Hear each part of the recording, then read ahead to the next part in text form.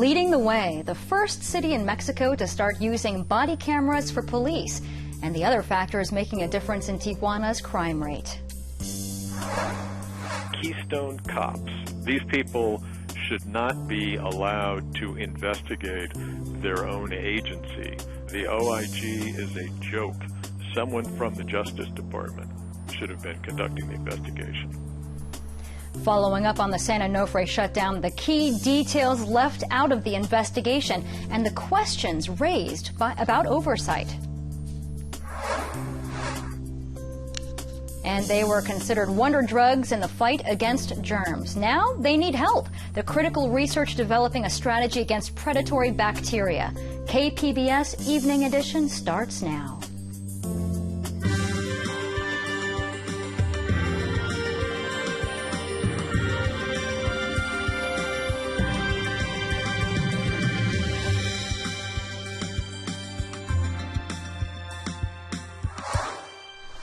Good evening. Thanks for joining us. I'm Maya Trabulsi. The immigration reform debate continues in the highest court in the land. President Obama's executive actions on immigration will get a review by the Supreme Court.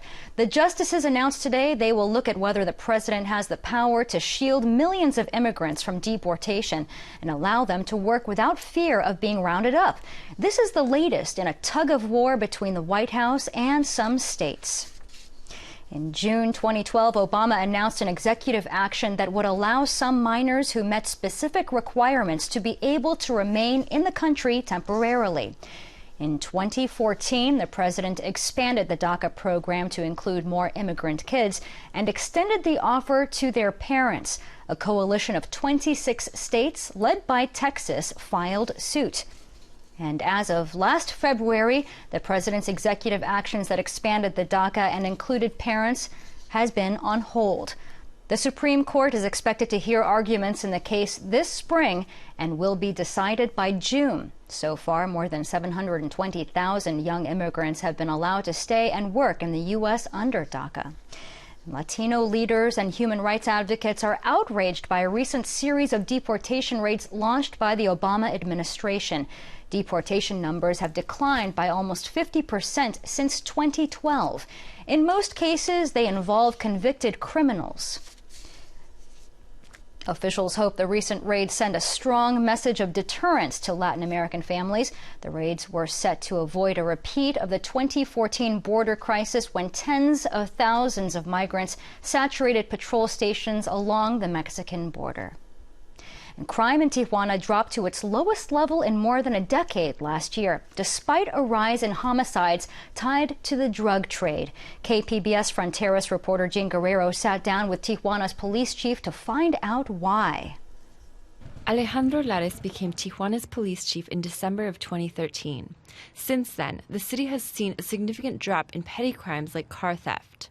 I've lowered crime in house burglaries, auto theft, violent crimes. Lares attributes this achievement to embracing new technologies, such as more than 2,000 of these smart tablets.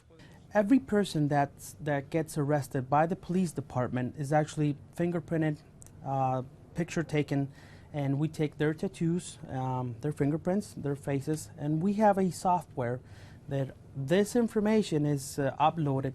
The tablets allow officers to scan IDs, license plates, and will eventually be able to record fingerprints on the go. He says his police department is the first to record information like this on an electronic database in Tijuana. It helps officers determine the background of crime suspects. Now our officers on the streets can actually consult the tablet, and it'll show if he has a warrant, what are his priors. The department started using these tablets last year, shortly after Tijuana became the first city in Mexico to start using body cameras. The tablets will eventually be mounted directly onto the department's nearly 40 new Harley-Davidson motorcycles.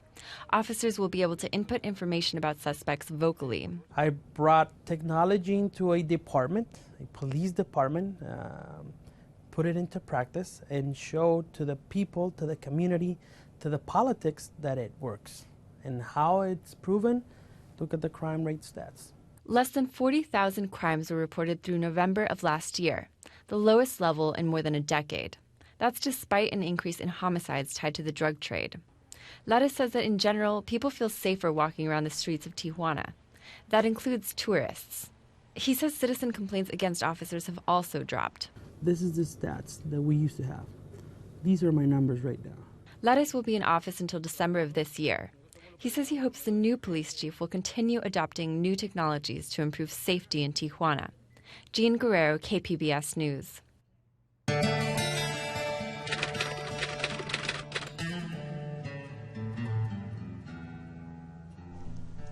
There is new evidence of an uptick in violent crime in the United States. Data released today by the FBI shows the number of violent crimes reported was up by nearly 2% for the first half of last year. That's in comparison to the same period 1 year before. Officers reported a more than 6% jump in the number of murders during that period. The FBI plans on meeting with U.S. attorney offices for training on anti-violence tactics. California voters may have a chance to weigh in on the fight for 15. A group from California's largest union is submitting more than 500,000 signatures for a ballot initiative aiming to raise the state minimum wage to $15 per hour by 2021. United Healthcare Workers West proposed a measure increasing minimum wage by $1 each year until hitting $15. Another group in the union is also collecting signatures for a competing measure that would bring minimum wage to $15 by 1 year earlier.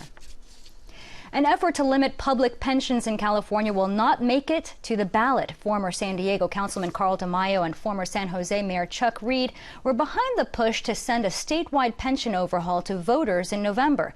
They wanted to cap how much government employers could contribute to employee pensions and give voters approval power. But yesterday, both said they will suspend their effort until next election cycle after taking to potential campaign donors.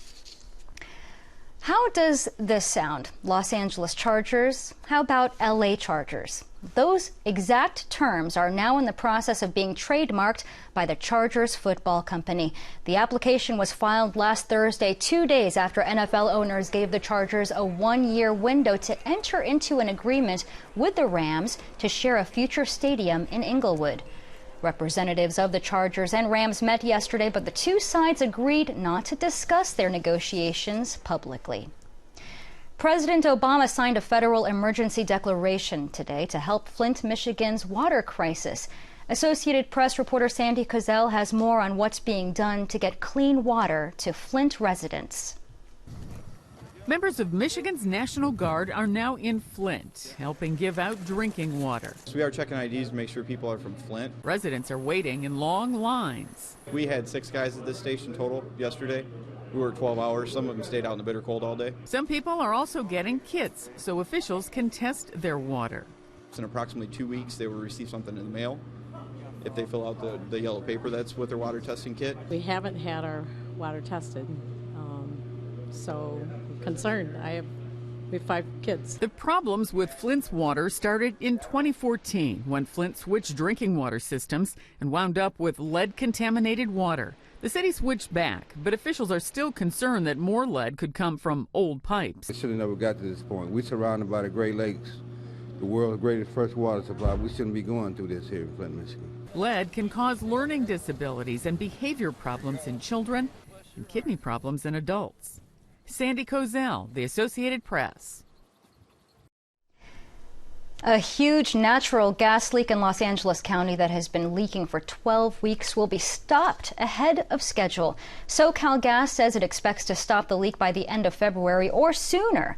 The utility company says a relief well that it began drilling last month should reach the bottom of the 8,500-foot deep well by that time, and it will be permanently taken out of service. Earlier estimates had put the stoppage date in March.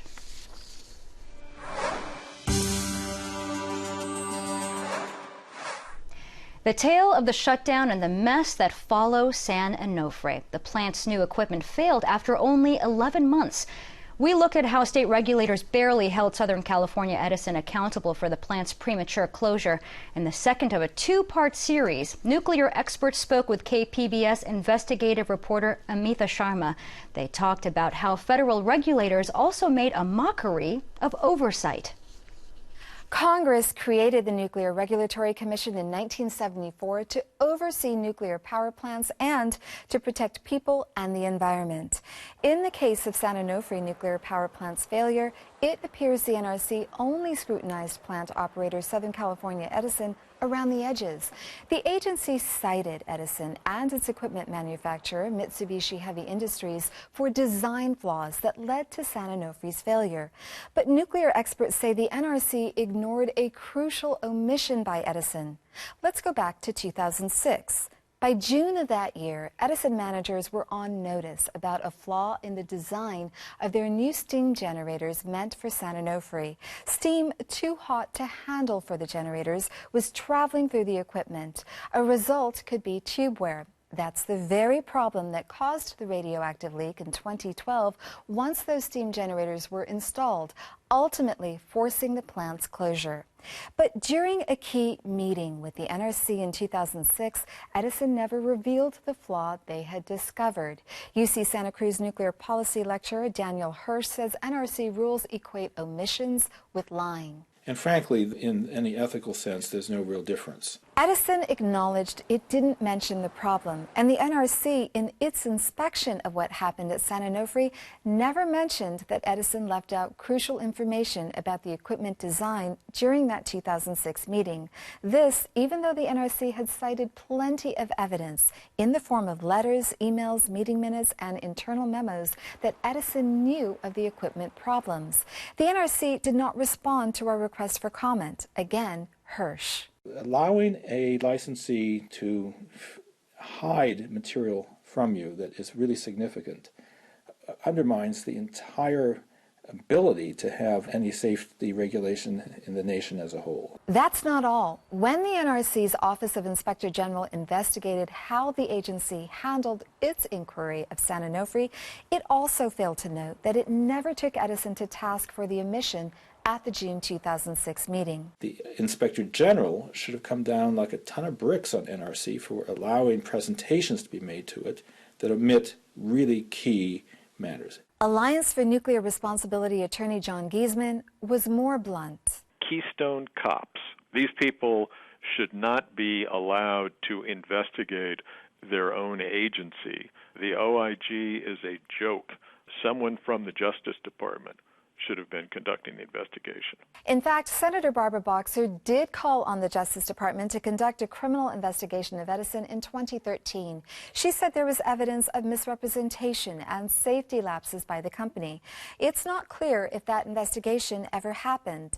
Boxer never got public support for her call for the criminal probe of Edison from fellow California Senator Dianne Feinstein. However, Feinstein did write a letter to U.S. Ambassador to Japan, Caroline Kennedy, at the request of Edison. Feinstein asked Kennedy to urge Japanese government officials to blame manufacturer Mitsubishi Heavy Industries for the troubled equipment at San Onofre. Mitsubishi has said it was aware of design flaws before the equipment went in and wanted to fix them, but the company said it did not because Edison believed the alterations might hamper its ability to avoid a license amendment process. The process allows regulators to assess safety risks. In 2014, the NRC's Inspector General questioned why the NRC permitted Edison to install the equipment without going through that deeper review. Amita Sharma, KPBS News. KPBS video journalist Nick McVicker helped produce that story. Home sale prices are up in San Diego County. CoreLogic reports the median price for a home in the county is up by 8% to $475,000. That's in comparison to the same month last year. More than 3,600 homes were sold. In Southern California, the median price of a home is up by 1% to $444,000. Experts say new federal mortgage rules may be behind the trend. Lawmakers are working to give California students a fair shot at higher education in their home state. Acceptance rates show the University of California system grants spots for more out-of-state and foreign-born students than California students. State lawmakers approved $25 million in funds last year to the UC system with the agreement that it would expand California student access by 5,000 students, but it didn't. Now, a new initiative could put a cap on how many out-of-state applicants the UC can accept. Years ago at UC Davis, for every out-of-state student, they had 18 California kids. Well, last year, it was a 4-to-1 ratio, not an 18-to-1 ratio. And so we need to stop the bleeding. And so we want to set a policy that no more of this more and more out-of-state kids coming in and squeezing and rationing access to California kids. And the legislation would also set a ratio of the number of California students versus the number of out-of-state students that the UC would have to adhere to. Lawmakers and the cannabis industry are getting ready to roll out new rules for medical marijuana in California. Officials from both sides met today to discuss existing regulations signed by Governor Brown last year and possible rules that could make it easier for dispensaries to pay taxes. Californians could vote to legalize recreational marijuana in November. Going by the numbers, covered California officials say its enrollees are receiving life-saving care at some of the best hospitals in the state. From our North County Bureau, KPBS health reporter Kenny Goldberg says the exchange has released a report with data from hospitals throughout the state, including 12 in San Diego County. The report shows as of the end of last June, more than 46,000 covered California enrollees have been treated at San Diego hospitals. Statewide, enrollees received nearly 11,000 cancer treatments, delivered more than 4,800 babies, and were treated for some 3,700 cases of trauma. Covered California's executive director Peter Lee says being uninsured is risky, especially when surgery for a broken limb can cost $35,000. That's what people are gambling with, of having that unforeseen trauma and walking out of the hospital with a debt that could be in the tens of thousands of dollars. He hopes the new report will encourage people to sign up for a health plan by the January 31st deadline. Kenny Goldberg, KPBS News. They're outsmarting antibiotics. Germs have gotten the upper hand against the so-called wonder drugs of penicillin and its derivatives. At Rutgers University, microbiologist is working on a new genre of drugs. In tonight's Sci-Tech Report, Michael Hill says the drugs are taking aim at diseases we know about and perhaps ones we don't. It's definitely a grim situation. Microbiologist Daniel Kaduri echoes the warnings of the Centers for Disease Control and Prevention. They call it an urgent, serious threat to public health. Diseases that resist antibiotics because germs evolve and antibiotics have been overused and abused, even on the farm, to make animals grow faster. What we did in the last few years is we pushed the envelope. The scientist says that's left treating physicians with few options. They can try a cocktail of drugs or resort to surgery, including amputation. But Dr. Kaduri plans to change that. One of the things we're doing is going back to nature. And in nature, there's predators and there's prey. And there's bacteria that can attack other bacteria. With a $7 million U.S. Defense Department grant, Dr. Kaduri is leading an international research team to examine how the predatory bacteria they grow in labs can kill the microorganisms that cause plague and diseases like lung infections that are resistant to antibiotics. It's bacteria that will attach to other bacteria. Some of them will actually penetrate the other bacteria and grow inside and burst outside. And some of them will attach from the outside and basically feed on them like vampires. It's a completely novel way to think about antibiotic treatment.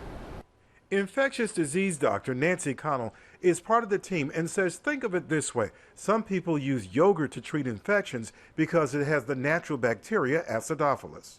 Organisms can become resistant to the chemical antibiotic, and then we have to throw it away. We can't use it anymore. But with these live antibiotics, they can actually change and figure out a new way to attack bad organisms. It's the second phase of a study that began more than a decade ago. This one with the help of researchers from the University of Pittsburgh, Walter Reed Army Institute of Research, and Hebrew University in Jerusalem will determine whether the lab-grown pathogens can kill infections and diseases without being toxic to animals and patients. Right now, researchers say they're non-toxic to mice. Dr. Kaduri says the clock is ticking. This is something that humanity needs. That's something that we need to now invest and have a pipeline, because now we still have some antibiotics. We still can treat bacteria with some antibiotics. The day will come, and actually it's going to probably be very soon that will not. So we want to be sure that we invest resources in building up our arsenal. And you can find more stories like this on SciTech Now, airing Sundays at 5:30 p.m. here on KPBS television. Big waves pounding San Diego County beaches today. The National Weather Service issued a warning about them. KPBS reporter Matt Bowler says while it's the stuff of dreams for experienced surfers, it's dangerous for novices.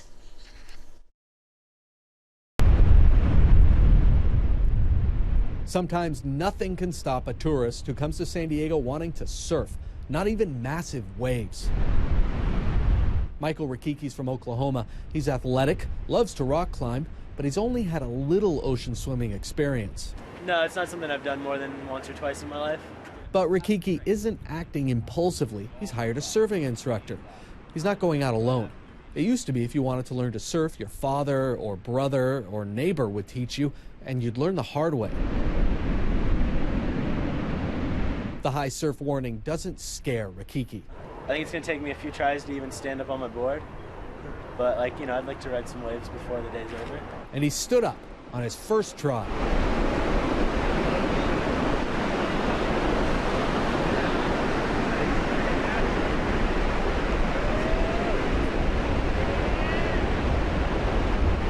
Sometimes big wave dreams do come true, even for tourists from Oklahoma. Matt Bowler, KPBS News. The high surf warning has rolled out of San Diego. We're left with some mild winter temperatures. Molly Cochran shows us who may be looking at 7-degree weather in tonight's KPBS weather report. Well, steady rain continues across California, impacting the Fresno area. Also, I've seen multiple flight delays out of San Francisco, but the stormy pattern mainly staying well off to our north of San Diego County. Now, one impact that we felt for today was a high surf advisory has since expired for the San Diego County region, and a lot of those higher waves were between Newport Beach and also to the south of Carlsbad. Now, as we go into the rest of tonight, cloud cover going to be the main theme, and also a brief passing shower. I don't think anything too widespread or long-lived. Quickly in, quickly out, that sort of thing from San Diego into the interior sections where we are watching the thick cloud cover enter into our area. So a mainly cloudy night for the majority of the region. In Mount Laguna, we'll have those temperatures in the mid-30s, right around 58 in San Diego. 51 in Oceanside, Ramona at 48 degrees under mostly cloudy skies. Now, a much brighter day for the middle half of the week coming up. We'll have plenty of bright sunshine from LA into San Diego. Also notice we're giving San Francisco, the northern half of the state, a nice break from the action. All of this energy going to be shifting farther off to the east, and it could be responsible for a big snowstorm across the east coast. But for us in San Diego County, we're enjoying the nice weather. Plenty of bright sunshine for Wednesday and really here to stay as we head into the upcoming weekend. Thursday, partly sunny skies, temperatures in the lower 70s. Overnight low right around 46 degrees. Coming in at 68 for Friday with periods of sunshine, and then the next chance for some low clouds and the potential for a brief shower going to be coming our way by the time we head into Saturday evening with our overnight lows in the mid 40s. Mostly cloudy skies for Sunday as we head into the inland areas. We'll have a pretty similar setup here. Temperatures in the 70s for Thursday with periods of sunshine, expecting a thick cloud cover for Saturday with a daytime high of 65. Here's a look across the mountainous regions. Temperatures a little bit cooler in the mid to upper 50s for the later half of the week. Overnight lows generally staying in the lower to mid 30s, but we'll notice we're expecting to stay quiet and dry. And for the desertous regions for Thursday, partly sunny skies, daytime high of 73 degrees, overnight low right around 37. We'll have an increase in cloud cover also coming our way by Saturday. Temperatures, though, going to be staying in the lower 70s. We'll sit right around 44 for Saturday night. Molly Cochran, KPBS News. And we haven't seen the end of cold and wet El Nino weather, which means San Diego's homeless are going to need more support in the coming months.